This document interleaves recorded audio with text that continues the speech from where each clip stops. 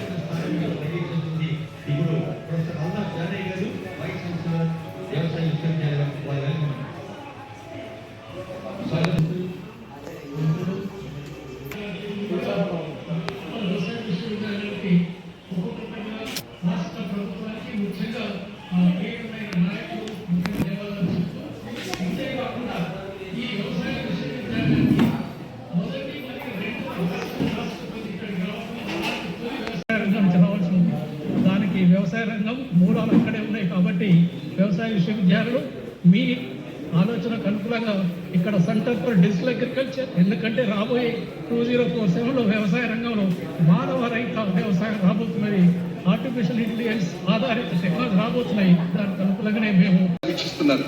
ఇంత పెద్ద కార్యక్రమంలో పాల్గొని మరి ఒకటే డైరెక్ట్ గా రాష్ట్ర పెద్ద ముఖ్యమంత్రి గారు ఇతర మంత్రులతోటి ప్రత్యక్షంగా మీరు చూసి మాట్లాడడానికి ఈరోజు అవకాశం ఉంది. ఈ విధంగా సాంకేతికను ఉపయోగించుకుని మరింత మేలైనటువంటి పంటలు పండించి రైతుల యొక్క ఆదాయం ఎలా పెంచాలనేటువంటిది అనేక కార్యక్రమాలు రాష్ట్ర ప్రభుత్వం చేస్తుంది. కాబట్టి దానందులో మీరందరూ కూడా భాగస్వాములై దేశం యొక్క అభివృద్ధిలో అత్యంత ప్రముఖమైనటువంటి పాత్ర మీరంతా కూడా వహించాలని చెప్పి, మీకున్నటువంటి ఇబ్బందులు, కష్టాలు, నష్టాలు ఎరిగినటువంటి ప్రభుత్వం కాబట్టి వాటన్నిటిని కూడా అధిగమించి మేము ముందుకు వెళ్ళేలాగా చేస్తుందని చెప్పి ఈ సందర్భంగా తెలియజేస్తూ, ఈ కార్యక్రమానికి చేసినటువంటి రాష్ట్ర నలుమూలలో ఉన్నటువంటి ప్రజాప్రతినిధులకు, అధికారులకు ముఖ్యంగా ఇంకొకసారి నేను రాష్ట్ర ప్రభుత్వం తరఫున స్వాగతం పలుకుతూ సెలవు తీసుకుంటున్నాను. జై Hind. Thank you sir. BC సంక్షేమం రవాణాలు గౌరవలేను పొన్నం ప్రభాకర్ గారి సందేశం. ఉప ముఖ్యమంత్రి, వ్యవసాయ శాఖ మంత్రి, సహచర మంత్రులు, గౌరవ ప్రజాప్రతినిధులు, ఇక్కడికి చేసినటువంటి రైతు సోదరులందరికీ హృదయపూర్వకంగా నమస్కారం. ఈరోజు రైతులకు సంబంధించి రైతు నేస్తం కార్యక్రమంగా రైతన్నలు తెలంగాణ వ్యాప్తంగా కొన్ని వందల రైతు వేదికలలో ఈరోజు మరి యొక్క కార్యక్రమాన్ని నేరుగా వీక్షిస్తున్నటువంటి సందర్భంలో తెలంగాణ ప్రభుత్వం మీ అందరి ముఖ్యంగా రైతన్నల ఆశీర్వచనంతో ప్రజాపాలన ప్రభుత్వం ఏర్పడ్డ తర్వాత రైతుల సంక్షేమాన్ని దృష్టిలో పెట్టుకొని అన్ని రకాల చర్యలు, కాంగ్రెస్ ప్రజాపాలన ప్రభుత్వం అంటేనే రైతుల సంక్షేమ ప్రభుత్వం అనే విధంగా అన్ని రకాల కార్యక్రమాలు తీసుకుంటారు. ఇంతకుముందు వైస్ ఛాన్సలర్ చెప్పినట్టుగా రైతు శాస్త్రవేత్తలతో పాటుగా యాంత్రీకరణ కావచ్చు, నూతన మెలకువలు కావచ్చు, లేకపోతే విత్తనానికి సంబంధించినటువంటి అనేక రకాల సాగు పద్ధతులు, ఈరోజు ఓన్లీ వరి కాకుండా వ్యవసాయ కమర్షియల్ క్రాప్స్ వేసుకోవడానికి సంబంధించిన సలహా సూచనలు ఇచ్చే విధంగా వ్యవసాయ శాఖను స్వయంగా రైతు తుమ్మల నాగేశ్వరరావు గారి నాయకత్వంలో, ముఖ్యమంత్రి గారి పర్యవేక్షణలో అది రైతు రుణమాఫీ కానీ, లేదా రైతు భరోసా కానీ, రైతులకు సంబంధించినటువంటి సన్నవత బోనస్ కానీ, అదేవిధంగా అనేక రకాలుగా ఈ యొక్క సంక్షేమ కార్యక్రమం జరుగుతున్న సందర్భంగా రైతుల ఈ దేశానికి వెన్నెముకగా మన ఒక సామెత ఉంది, రైతు చేసిన రాజ్యం ఎద్దడి సేవసం ముందుకు పోదని. ఆ విధంగా రైతుల సంక్షేమం, రైతులు సంతోషంగా ఉండాలనేటువంటి ప్రభుత్వాన్ని నిండు మనసుతోటి తెలంగాణ వ్యాప్తంగా ఉన్న రైతులందరూ దీవించి మరింత రైతులకు సంక్షేమం పొందేలాగా వ్యవసాయాన్ని పండుగలాగా చేసుకొని ముందుకు ఈ తెలంగాణ ప్రభుత్వం దేశంలోనే ఆదర్శవంతంగా వ్యవసాయ విప్లవానికి తీసుకుపోయే విధంగా ఉండాలని ఆకాంక్షిస్తూ మరొక్కసారి రైతులందరికీ కూడా నా హృదయపూర్వకంగా శుభాకాంక్షలు చెప్తూ సెలవు తీసుకుంటాను. మరి మహిళా శిశు సంక్షేమానికి కృషి చేస్తున్న తెలంగాణ ప్రభుత్వ అమర్చులు గౌరవనీయులైన సీతక్క గారి సందేశం. ఈ 40,000 మంది మొత్తం ఉంటే అందులో 120,000 తల్లులే ఉన్నారు. మనకి ముఖ్య అతిథులుగా విచ్చేసినటువంటి గౌరవ ముఖ్యమంత్రి గారు రేవంత్ రెడ్డి గారు, అదేవిధంగా ఉప ముఖ్యమంత్రి గారు బట్టి విక్రమార్క గారు, వ్యవసాయ శాఖ మంత్రులు నాగేశ్వరరావు గారు, గౌరవ మంత్రులు, అదేవిధంగా ఎమ్మెల్యేలు, మరి వ్యవసాయ శాఖ కమిషన్ చైర్పర్సన్ గారు, సిఎస్ గారు, ఇతర అధికారులు, రాష్ట్ర వ్యాప్తంగా ఈ కార్యక్రమంలో పాల్గొంటున్నటువంటి మా రైతక్కలు రైతన్నలు అందరికీ కూడా మరి రైతు ఉద్యమ అభివందనాలు తెలియజేస్తా ఉన్నాం. ఈరోజు చాలా సంతోషం. రైతుకు వ్యవసాయం పండగ అంటే ఏంటిదో మరి ఆనాడు వైఎస్ఆర్ గారి కాలం నుంచి ఈనాడు మన ముఖ్యమంత్రి గారు రేవంత్ రెడ్డి గారి కాలం వరకు కూడా రైతుల కళ్ళల్లో ఆనందం చూడాలన్నటువంటి లక్ష్యంతో ఈరోజు అనేక సంక్షేమ కార్యక్రమాలను చేపట్టడం జరిగింది.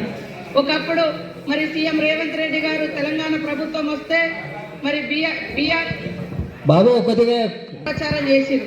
అయినా కూడా రైతులు ఎవరు నమ్మకుండా గ్రామీణ ప్రాంతాలలో రైతాంగం అంతా మరి రైతు నాయకుడిగా ఖచ్చితంగా ఒక రైతు బిడ్డ ఉంటే రైతులకు న్యాయం జరుగుతుందని మా అందరినీ కూడా గెలిపించినటువంటి రైతన్నల యొక్క కష్టాలు తీర్చడం కోసం రైతు భరోసా పెంచివ్వడమే కాకుండా చెమటొచ్చి పంట పండించేటువంటి ప్రతి రైతన్నకు మరి వరి ధాన్యానికి 500 బోనస్ కూడా ఇవ్వడం జరుగుతుంది. ఇవాళ దేశంలో ఉచిత కరెంటుకు పేటెంట్ ఎవరంటే కాంగ్రెస్ ప్రభుత్వం, రుణమాఫీకి పేటెంట్ ఎవరంటే కాంగ్రెస్ ప్రభుత్వం, ఉచిత అంటే 500 బోనస్ ఎవరంటే కాంగ్రెస్ ప్రభుత్వం. మరి ఇలా అనేక కార్యక్రమాలతో పాటు రైతు యంత్రాలను కూడా మనం ఈరోజు రైతులకు యంత్రాంగాలను కూడా వ్యవసాయ యంత్రాలను కూడా ఇస్తున్నటువంటి పరిస్థితి. కాబట్టి కాంగ్రెస్ ప్రభుత్వం మాట ఇచ్చిందంటే రైతులకు ఎప్పుడు కూడా మోసం చేయకుండా రైతును కాపాడుకోవడమే ఏకైక లక్ష్యంగా పనిచేస్తుంది. ఈనాడు తెలంగాణ రాష్ట్ర వ్యాప్తంగా అన్ని మండలాల్లో లక్షలాది మంది రైతుల యొక్క సమక్షంలో ఈనాడు వ్యవసాయ విశ్వవిద్యాలయ ప్రాంగణం నుంచి ఈ రాష్ట్ర ముఖ్యమంత్రి రేవంత్ రెడ్డి గారి యొక్క తోరణ హస్తాలతోటి 1600 రైతు వేదికల్లో ఉన్నటువంటి రైతాంగానికి వాటిని ప్రారంభిస్తూ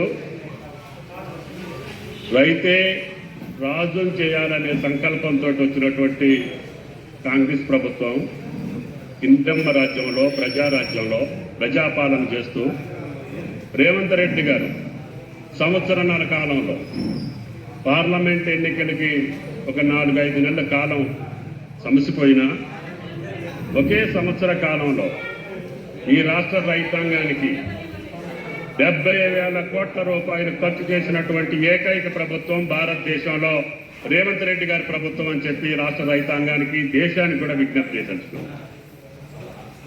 ఇంకొక ముఖ్యమంత్రి అయితే ఆ యొక్క భారాన్ని మొయ్యలేనని చెప్పి గతంలో మాదిరిగా పక్కన పడేసే అవకాశాలు ఉండేవి.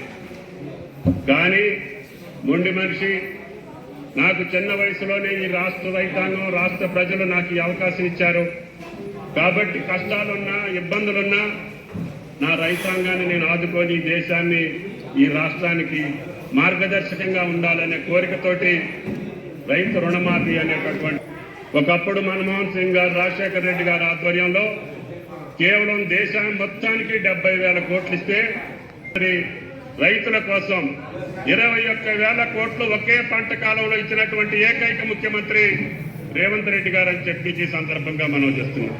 25 లక్షల మంది రైతులకి అన్నమాట ప్రకారం రుణ విముక్తులను చేసి రైతుని రాజును చేసినటువంటి వ్యక్తి రేవంత్ రెడ్డి గారు.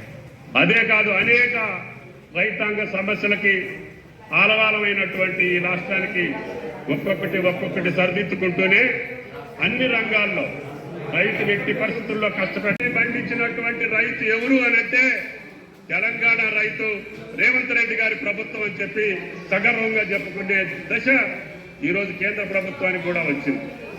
అందుకని ఆయన గారు తొలకరించింది. రైతులు వ్యవసాయ పనులకు వెళ్తున్నారు. మనం ఈసారి టైంలో వేయాలి. పోయినసారి ఎన్నికల సందర్భంలో కొన్ని ఇదొచ్చినా కూడా ఆశించాల్సినటువంటి అవసరం లేదు. కాబట్టి ఇబ్బంది అయినా ఆర్థిక మంత్రి గారిని ఒప్పించి, మంత్రివర్గాన్ని ఒప్పించి, సిఎస్ గారిని ఇబ్బంది పెట్టి ఈ రోజే మనం రైతుల ఖాతాల్లో డబ్బులు వేస్తే తప్ప బాగోదు అని చెప్పి పట్టుబట్టి ఇన్ని లక్షల మంది రైతుల సమక్షంలో ఈ రోజు ఈ బృహత్తర కార్యక్రమం భారతదేశానికే ఆదర్శంగా నిలవాలని, నేను చేసే ప్రతి కార్యక్రమం ఈ యొక్క దేశానికి మార్గదర్శకంగా ఉండాలని కోరుకునేటటువంటి ముఖ్యమంత్రి, ఈ దేశానికి పరిపాలన కావాలని కోరుకునేటటువంటి దశ గురించింది. పక్కన రాష్ట్రాలన్నీ కూడా పాలన కావాలి, రెడ్డి గారి పథకాలు మాకు కావాలని చెప్పుకునే స్థితికి ఈనాడు పక్క రాష్ట్రాలు వచ్చినాయి. అన్ని విఫలమైనటువంటి పథకాలను తీసుకొచ్చి ఈనాటి ప్రభుత్వం మీద మర్చిపోయి రాయాలంటే లేకపోతే బస్సులు తేవాలంటే అది మీకు సాధ్యం కాదని చెప్పదలుచుకోవాలి. ప్రతి ఒక్క కార్యకర్త, ప్రతి ఒక్క రైతు, ప్రతి ఒక్క ప్రజా ముఖ్య అతిథిగా వచ్చేసినటువంటి గౌరవ రాష్ట్ర ముఖ్యమంత్రి వర్యులు శ్రీ రేవంత్ రెడ్డి గారికి,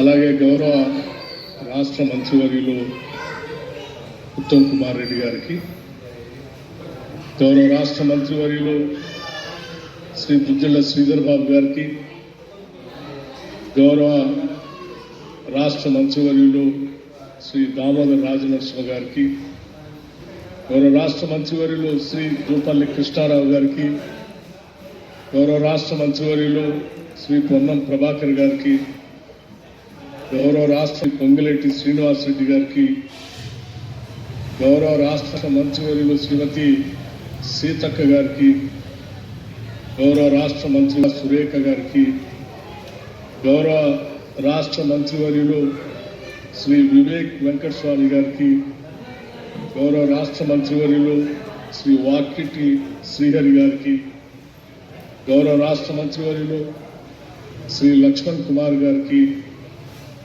గౌరవ planning board vice chairman Shri Chinnareddy గారికి, అట్లాగే గౌరవ పార్లమెంట్ సభ్యులు డాక్టర్ మల్లు రవి గారికి, అనిల్ కుమార్ యాదవ్ గారికి, శ్యామల్ కిరణ్ రెడ్డి గారికి, నాతోటి సహచర శాసనసభ్యులకి, శాసన మండలితో మహేందర్ రెడ్డి గారికి, శాసనర్ గారికి, ప్రాంతాల నుంచి ఇక్కడ విచ్చేసినటువంటి రైతు సోదరులందరికీ మిత్రులారా, మీ అందుగా నా హృదయపూర్వకమైనటువంటి నమస్కారాలు.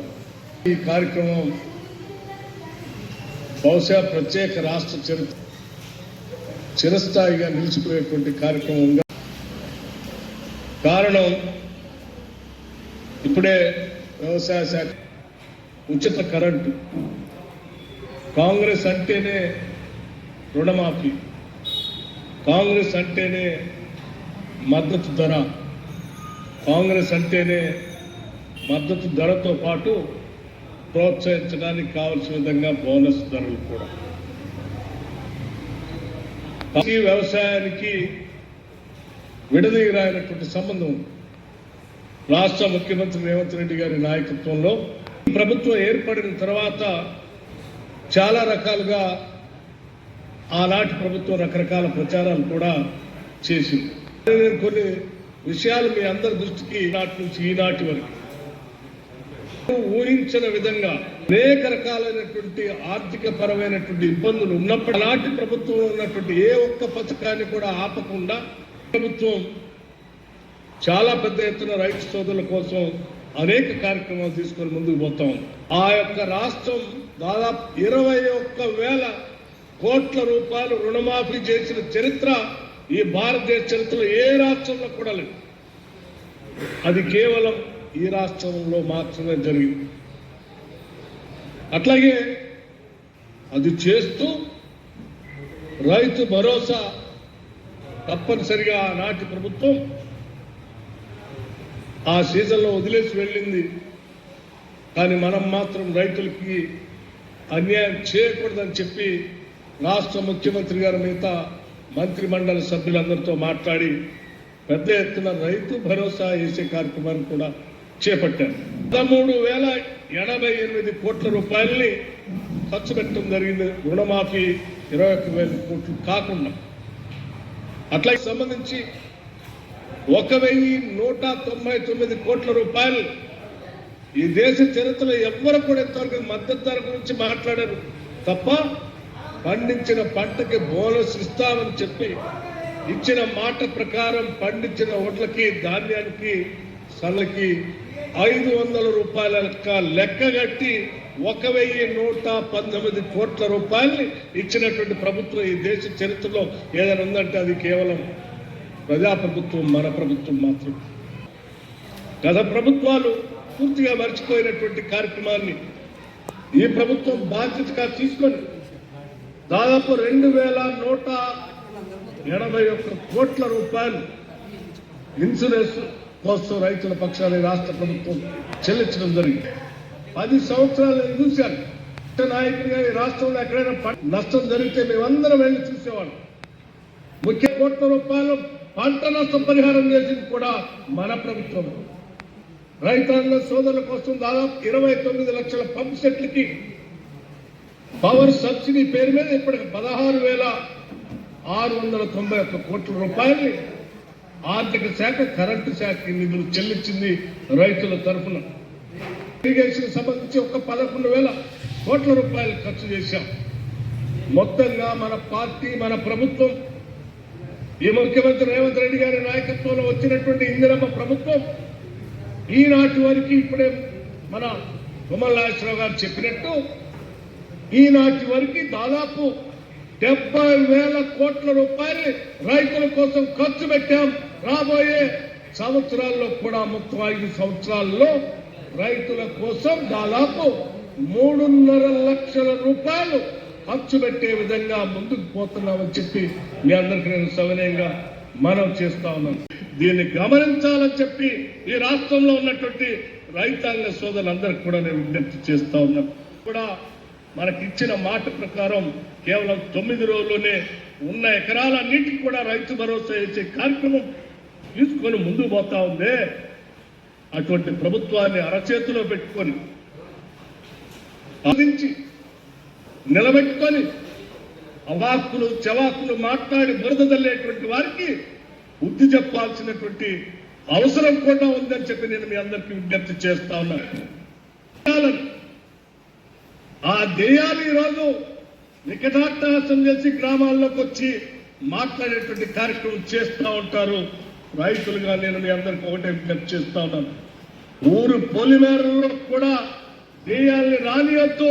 గ్రామాలు సుభిక్షంగా ఉండాలి, పంటలు బాగా పండాలి, రైతన్నలు బాగా ఉండాలని చెప్పి మీ అందరికీ నేను సవినయంగా మనవి చేస్తూ ఈ చేసేటువంటి ఈ కార్యక్రమానికి మాకు మీ ఆశీర్వచనాలు, మీ దీవెనలు మెండుగా ఉంటే ఇంకా ధైర్యంగా రైతుల కోసం ఇంకా పెద్ద ఎత్తున చేసే కార్యక్రమాలు చేస్తామని చెప్పి మీ అందరికీ నేను మరొక్కసారి సవినయంగా మనవి చేస్తూ ఈ సంవత్సరం ఇప్పటికే 70,000 కోట్లు ఖర్చు పెట్టాం. రాబోయే రోజుల్లో ఇంకా పెద్ద ఎత్తున రైతుల కోసం ఖర్చు పెడతామని చెప్పి మీ అందరికీ మాటిస్తూ సెలవు తీసుకున్నాను. జై హింద్. ముందుకు నడిపించేటట్టు అందరూ ఒట్లే పండిస్తే కూడా తినటోళ్ళు కష్టం అవుతుంది. మిగతా పంటలు కూడా పండియదు. మనం తినడానికి ఏమేమి అవసరం, ఇవాళ కందిపప్పు కానీ, పెసరపప్పు కానీ, పల్లీలు కానీ, లేకపోతే ఈరోజు మొక్కజొన్నలు కానీ, ఇవన్నీ మంచి ధరలు వచ్చే పంటలు. ఇవాళ రేపు మిల్లెట్స్ అని, డైట్ అని ఎక్కడెక్కడి నుంచో తెచ్చుకుంటున్నారు. ఎందుకంటే మన తాతలు ముత్తాతలు మిల్లెట్స్ అని పండించేదా. కందులు పెసర్లు అంటే మిల్లెట్సే కదా. ఇప్పుడు అవి చిన్నగా వదిలి మీ అగ్రికల్చర్ యూనివర్సిటీ వాళ్ళు అందరూ వీళ్ళ గ్రామాలకు వెళ్ళి రైతులకు అందరికీ మీ చదువుకున్న విజ్ఞానం అంతా వాళ్ళకు నేర్పిస్తే మళ్ళీ వ్యవసాయం మంచిగా చేయొచ్చు. వ్యవసాయం లాభసాటిగా ఉంటుంది, మనకు ఉపయోగకరంగా కూడా ఉంటుంది. పెద్ద మనిషి తప్పకుండా నువ్వు చెప్పింది వ్యవసాయ శాఖ మంత్రి గారు పరిగణలోకి తీసుకుంటే దానికి సంబంధించిన అన్ని చర్యలు చేపట్టారు ప్రభుత్వం. అయ్యా ఇంకొకటి నాయన, నేను ఆలుగడ్డ పండించిన, ఆలుగడ్డ పండించి 1 ఎకరం తక్కువ ఉంటుంది భూమి, ఆలుగడ్డ పెట్టినా, ఆలుగడ్డ పెట్టి 40,000 పెట్టుబడి వచ్చింది, 1 లక్ష రూపాయలు వచ్చింది. ఓ లావు అయినాక అగ్రికల్చరల్ వచ్చి మక్క పెట్టుకున్నా, ఆలుగడ్డ తీసిన తర్వాత మక్క పెట్టినా, మక్క పెడితే 25 క్వింటాలు వెళ్ళింది, 2300 క్వింటాలు అమ్మినా. ఓ మంచిది. అయినాక ఆ చదువుకున్న పిల్లలకి చెప్పు, వాళ్ళకి నేర్పు, తీసుకుపోయి పాయకాడ చూపించారు, పొలం తిప్పాలి అందరు. నాయన నాకు కొలువు లేదు, వాళ్ళ మనకంటే ఎక్కువ చదువుకున్నాం అనుకుంటారు, తీసుకుపోయి నీ అనుభవం చెప్పాలి. మాకు కొలువు లేదు, మా ఇద్దరు భార్య భర్తలను చేసుకొని 3 బిడ్డల పెళ్లి చేసినా, కొడుకు పెళ్లి చేసినా నేను. మంచి సంతోషం, మంచి బాగా చేసినావు, ఇంకా బాగా ఆదర్శ రైతు కదా. అయ్యా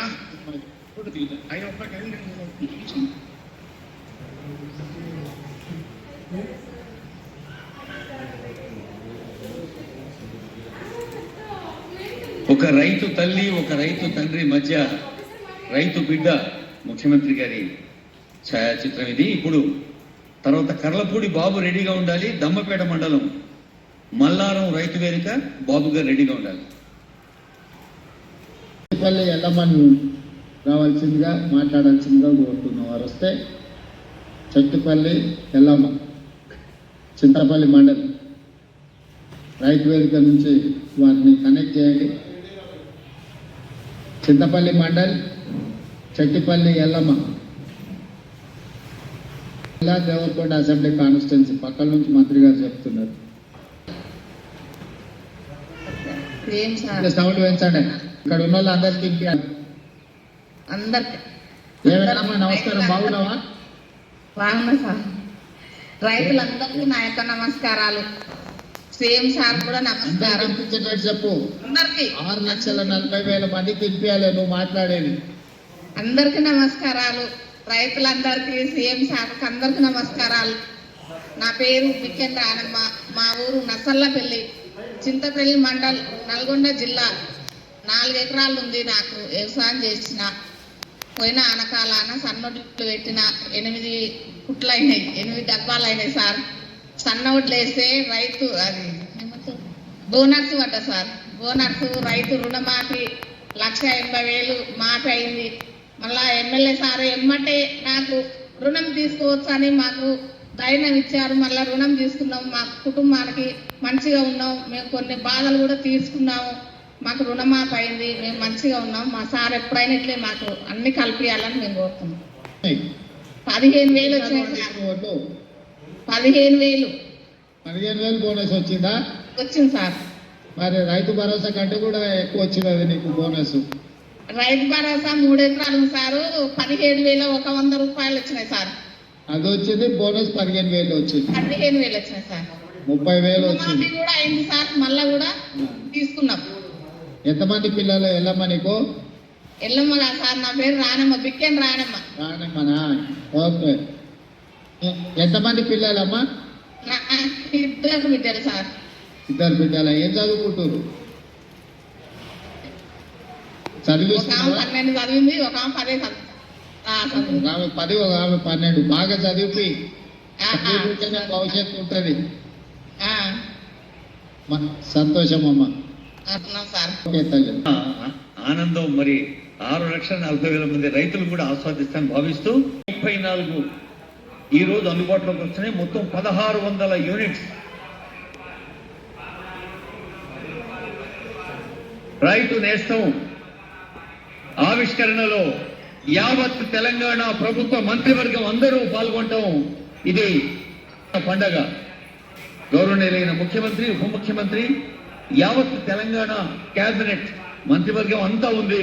మరి ఈ కార్యక్రమాన్ని మీ తెరల మీద టీవీలో చూస్తున్నారు. 1,600 రైతు వేదికల్లో 6,40,000 మంది. ఒకసారి గట్టిగా చప్పట్లు కొడితే ఈ మంత్రివర్యులకి రైతుల ఆశీస్సులు కన్నా తల్లి ఆశీస్సులాగా భాషిస్తారని తెలియజేస్తుంది ఈ వేదిక.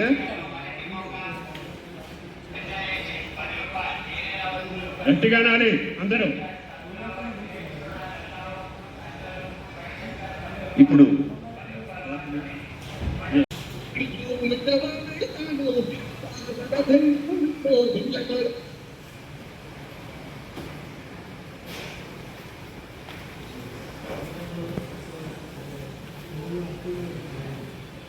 సభాధ్యక్షులు పెద్దలు వ్యవసాయ శాఖ మంత్రులు తుమ్మల నాగేశ్వరరావు గారు, ఈ కార్యక్రమానికి నాతో పాటు ముఖ్య అతిథులుగా విచ్చేసిన మిత్రులు ఉప ముఖ్యమంత్రి వర్యులు బట్టి విక్రమార్క గారు, సహచార మంత్రివర్గ సభ్యులు, పార్లమెంట్ సభ్యులు, శాసన మండలి సభ్యులు, శాసన సభ్యులు, ప్రభుత్వ ప్రధాన కార్యదర్శి గారు, వివిధ శాఖలకు సంబంధించిన ఉన్నతాధికారులు, agriculture university vice chancellor అలాస్ Danayya గారు, వ్యవసాయ శాఖ కమిషన్ చైర్పర్సన్ పెద్దలు కోదండ రెడ్డి గారు, అదేవిధంగా ప్లానింగ్ కమిషన్ వైస్ చైర్మన్ పెద్దలు ఈ అగ్రికల్చర్ యూనివర్సిటీ పూర్వపు విద్యార్థి డాక్టర్ జి చిన్నారెడ్డి గారు, అదేవిధంగా వేదిక మీద ఉన్న ప్రజాప్రతినిధులు, ఈ ఆడిటోరియంలో ఉన్న రైతాంగ మిత్రులు, 600 రైతు వేదికలలో దాదాపుగా 6,40,000 మంది రైతులు ప్రత్యక్షంగా ఈ రైతు భరోసా పండుగ కార్యక్రమాన్ని ప్రత్యక్షంగా వీక్షిస్తూ ఇందిరమ్మ రాజ్యంలో ప్రజాప్రభుత్వం రైతును రాజుగా చేయడమే కాదు, వ్యవసాయాన్ని పండుగ చేయాలన్న ఉక్కు సంకల్పంతో చేస్తున్న ప్రయత్నాన్ని ఆశీర్వదించడానికి విచ్చేసిన రైతాంగ సోదరులందరికీ కూడా మనస్ఫూర్తిగా కృతజ్ఞతలు, ధన్యవాదాలు తెలియజేస్తున్నా. మిత్రులారా, మీకందరికీ తెలుసు, ఈ రాష్ట్రంలో, ఈ దేశంలో ఎవరు ప్రభుత్వాన్ని ఏర్పాటు చేయాలన్నా రైతుల యొక్క ఆశీర్వాదము, రైతులు చేయుతను అందించకపోతే ఎవరు అధికార పీఠంలో కూర్చోలేరు అని చెప్పి ఈ వేదిక మీద నేను ఖచ్చితంగా చెప్పదలుచుకున్నా.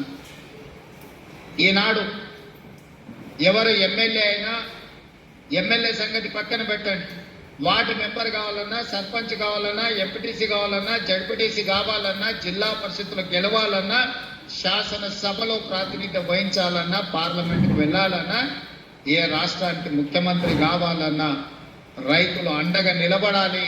ఆ రైతుల ఆశీర్వాదం ఉన్నప్పుడే మన కుర్చీ పదిలంగా ఉంటుంది అని బలంగా విశ్వసించే మీ సోదరుడు ఈరోజు ఈ వేదిక మీద నుంచి రైతులకు ఉద్దేశించి మాట్లాడుతున్నాడు. మిత్రులారా, ఈనాడు చాలా మంది చాలా విషయాలు మాట్లాడుతున్నారు. చాలా విషయాలు మాట్లాడే వాళ్లకు అవకాశాలు రాని వాళ్ళు కాదు. ఆనాడు ఉమ్మడి రాష్ట్రంలో డాక్టర్ వైఎస్ రాజశేఖర రెడ్డి గారి మంత్రివర్గంలో మంత్రులుగా పనిచేసిండ్రు. ఆ తర్వాత తెలంగాణ రాష్ట్రంలో 10 సంవత్సరాలు ప్రభుత్వాన్ని నడిపిన వాళ్ళే ఇవాళ 18 నెలలు తిరగక ముందే ఈ ప్రభుత్వాన్ని నిందిస్తూ, దూషిస్తూ వీధి నాటకాలతో బయలుదేరింది. ఇవాళ తెలంగాణ రాష్ట్ర రైతాంగాన్ని నేను ఈ వేదిక మీద నుంచి విజ్ఞప్తి చేస్తున్నాను. తెలంగాణలో ప్రజాప్రభుత్వం ఇందిరమ్మ రాజ్యం ఏర్పడిన తర్వాత గతంలో రైతు రుణమాఫీ గురించి మీకు తెలుసు. 2014లో ₹1,00,000 రైతు రుణమాఫీ అధికారంలోకి వచ్చిన తర్వాత 4 విడతలుగా నేను ఇస్తాననుకున్న దగ్గర నిధులు అసలు కంటే మిత్తి తడిసి మోకడై నెత్తి మీద అప్పు చేతిలో చిప్పవచ్చే పరిస్థితి రైతులకు ఏర్పడ్డది. ఆనాడు తిరిగి 2018లో మళ్ళీ అదే వాగ్దానం ఇచ్చింది. ₹1,00,000 రైతు రుణమాఫీ చేస్తాం. మొదటిసారి తప్పు జరిగింది, రెండవసారి తప్పు జరగకుండా మేము చూసుకుంటాం, ₹1,00,000 రైతు రుణమాఫీ చేస్తామని. 11,500 రైతు రుణమాఫీ చేస్తే 8,500 కోట్ల రూపాయలు మిత్తికే సరిపోయినాయి. 3,000 చిల్లర మాత్రమే ఆనాడు రైతులకు రుణమాఫీ చేశారు. 2 విడతలుగా మొత్తం లెక్క కడితే 10 సంవత్సరాలు 2 విడతలు ఆనాటి ప్రభుత్వం రైతులకు సరాసరిగా అందించింది 16-17 వేల కోట్ల రూపాయలకు ఎక్కువ ఇవ్వలేదు. కానీ మొదటి సంవత్సరంలోనే ప్రజాప్రభుత్వం మీ ఆశీర్వాదంతో వచ్చిన తర్వాత ఎన్నో ఇబ్బందులు ఉన్నా 10 సంవత్సరాలలో ఆనాడు వాళ్ళు చేసిన విధ్వంసం 100 సంవత్సరాలైనా కోల్పోలేని పరిస్థితికి తెలంగాణ రాష్ట్రాన్ని నెట్టేసింది. ఆనాడు ఫీజు రియంబర్స్మెంట్ కావచ్చు, రైతు రుణమాఫీ కావచ్చు, రైతుల గిట్టుబాటు ధర కావచ్చు. ఏ విషయంలో అయినా ఆనాడు తెలంగాణ రాష్ట్రంలో ఆర్థిక విధ్వంసానికి పాల్పడి తెలంగాణ రాష్ట్రాన్ని దిగజారిన ఆర్థిక వ్యవస్థను ఆనాడు మాకు అందించిండ్రు. అయినా మనోస్థైర్యాన్ని కోల్పోలే. అప్పటి వరకు 4 లక్షల కోట్ల రూపాయలు మాత్రమే అప్పు ఉందని అబద్ధాలు చెప్పి కప్పిపుచ్చి మనం గ్రామాలలో చూసినాం. అప్పులకు కూరుకుపోయిన పిల్లగానికి పిల్లనియాలంటే మాకు అప్పులు లేవయా, ఆర్మాటంగా మాకు పెద్ద పెద్ద కార్లు ఉన్నాయి, పెద్ద పెద్ద బంగళాలు ఉన్నాయి, అద్దాల మేడలు ఉన్నాయి. ఈ అద్దాల మేడలు చూసి మా పెద్ద కార్లను చూసి మాకు పిల్లని ఇవ్వండి అని చెప్పి ఊరి మీద కట్నాన్ని ఎక్కువ తెచ్చుకునేటోళ్ళు మనం గ్రామాలలో చూసినాం. అదే విధానాన్ని ఆనాటి ప్రభుత్వంలో పెద్దలు పెద్ద పెద్ద బంగళాలు కట్టిరు, అద్దాల మేడలు కట్టిరు, రంగుల గోడలు చూపించారు. కానీ రైతుల యొక్క ఆర్థిక వ్యవస్థ చిన్న భిన్నమైపోయింది. విద్యార్థులకు ఫీజు రియంబర్స్మెంట్ ఇవ్వలేని పరిస్థితి, రైతులకు రుణమాఫీ చేయలేని పరిస్థితి, రైతులు పండించిన పంటను కొనుగోలు చేయలేని దివాలా పరిస్థితి తెలంగాణ రాష్ట్రంలో ఉండే. ఆనాడు అసెంబ్లీ సాక్షిగా ఆనాటి పెద్ద ఆయన చెప్పిండు, మేమేం సత్రం నడుపుతలేము, ఈడ రైతులకు మేము పండించిన పంట కొనాలంటే 7,000 కోట్ల రూపాయల నష్టం వచ్చింది, మేమెందుకు కొంటాం, ఊరేసుకుంటే మీరు ఊరేసుకున్నట్టే. ఆనాడు చెప్పిన మాట వాస్తవం కాదా అని నేను మిమ్మల్ని అడుగుతున్నా. మిమ్మల్ని అందరినీ ఒరేసుకోవద్దు, ఒరేసుకుంటే మేము కొనుగోలు చేయం, ఒకవేళ మీరు ఒరేసుకుంటే ఊరేసుకొని చావాల్సిందే అని రైతులకు చెప్పి స్వయంగా వాళ్ళ వ్యవసాయ భూమిలో ఫామ్హౌస్లో 150 ఎకరాల ఒట్లు పండిస్తే అవి మొత్తం తీసుకొచ్చి బహిరంగంగా పెట్టిన. ఆనాడు వాళ్ళ పొలంలో పండించిన వడ్లకు 4,200 రూపాయలు ధర ఇచ్చి కొనుగోలు చేసేటోళ్ళు వచ్చారు.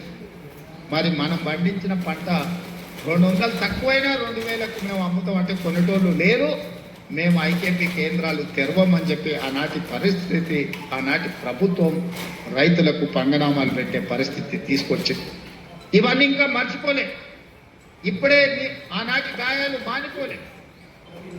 అయినా అలాంటి పరిస్థితుల్లో తెలంగాణ రాష్ట్రంలో ప్రభుత్వాన్ని ఏర్పాటు చేసి ఆనాడు స్పష్టంగా చెప్పినాం, మీరు వరి పండించండి, రాష్ట్ర ప్రభుత్వం కొనుగోలు చేస్తుంది, చివరి గింజ వరకు కొనే బాధ్యత మా ప్రభుత్వం తీసుకుంటుంది. ఎందుకంటే ఆనాడు ఇందిరమ్మ రాజ్యంలో సోనియా గాంధీ గారు కనీసం మద్దతు ధరను తీసుకొచ్చి రైతు పండించిన పంటకు దళారుల చేతిలో మోసపోకుండా ఈ రోజు కనీసం మద్దతు ధర అందించి రైతు పండించిన పంట కొనుగోలు చేసే బాధ్యత మాది అని చెప్పి ఈ రోజు కాంగ్రెస్ ప్రభుత్వం మీ ముందు నిలబడి మొదటి విడతగా పంట కొనుగోలు చేసిన